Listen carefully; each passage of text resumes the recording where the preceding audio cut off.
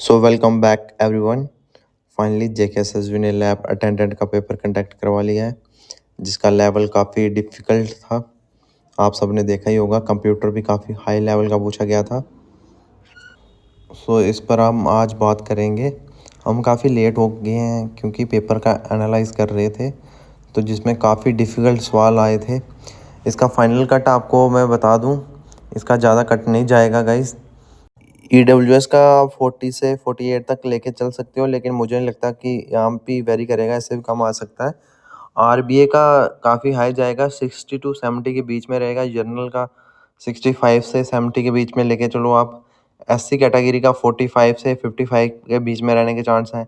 ST category का 50 to 60 के बीच में। ST1 का 40 टू 50 के बीच में। और ST2 कैटेगरी का 50 से अबव भी जाएगा।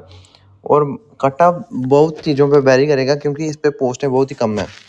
जिस एग्ज़ाम में पोस्टें कम होती हैं कि डेफिनेटली पेपर करने में तो काफ़ी बच्चे सिविल सर्विस वाले भी आएंगे ना इसमें, क्योंकि JNK में जॉब तो है नहीं है। ऊपर से जेकेएसएसबी ने अच्छा खासा लेवल कर दिया एग्ज़ाम का, जो वो ही बंदा एग्ज़ाम क्लियर कर पाएगा जो काफ़ी डीपली स्टडी करता है। ठीक है, ऐसे नहीं कि जो ऊपर ऊपर से पढ़ के जाने वाले बच्चे अब वो एग्ज़ाम क्वालिफाई कभी नहीं कर पाएंगे, क्योंकि जेकेएसएसबी ने टोटल शिफ्ट कर दिया है।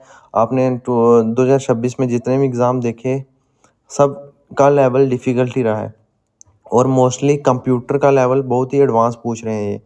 जेकेएसएसबी ने जो भी एजेंसी हायर की है, वो पता नहीं क्या देख के एग्ज़ाम डिसाइड कर रही है, कुछ समझ नहीं आ रहा है।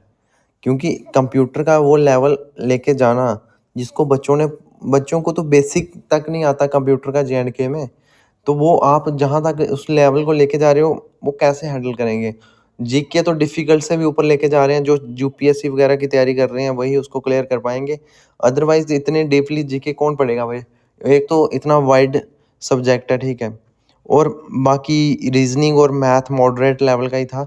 साइंस थोड़ी डिफ़िकल्ट लेवल की आप लेके चल सकते हो, क्योंकि जो बच्चे साइंस बैकग्राउंड से हैं वो, और जो भी बच्चे साइंस बैकग्राउंड से थे वो तो कर सकते थे, लेकिन इतना एडवांस लेके जाना कोई नहीं है, सेंस नहीं बनाता कोई। ठीक है, तो जेकेएसएसबी साबित क्या करना चाहता है ये कुछ समझ नहीं आ रहा है, क्योंकि ये पोस्टों के हिसाब से एग्ज़ाम नहीं ले रहा है।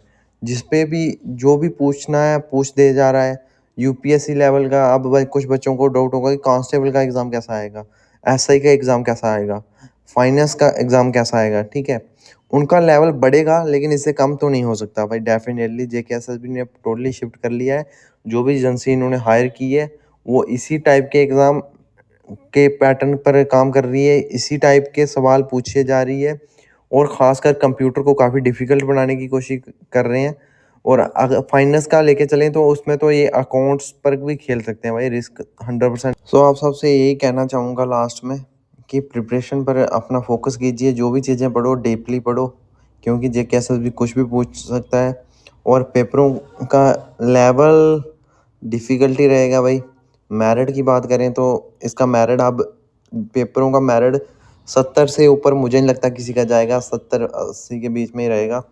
फाइनेंस एसआई का भी ऐसा ही हाल होगा, क्योंकि जेकेएसएसबी चाहेगा तो मेरिट 45 तक भी ले आ सकता है भाई। ये मीन टॉपर के 45 भी हो सकते हैं, और जेकेएसएसबी चाहे तो टॉपर के 25 तक भी बना सकता है वो। ठीक है, सो इसलिए मैं कहना चाहूँगा अपनी प्रिपरेशन पर ध्यान दीजिएगा, अच्छे से डीपली स्टडी करिए। Thank you for watching.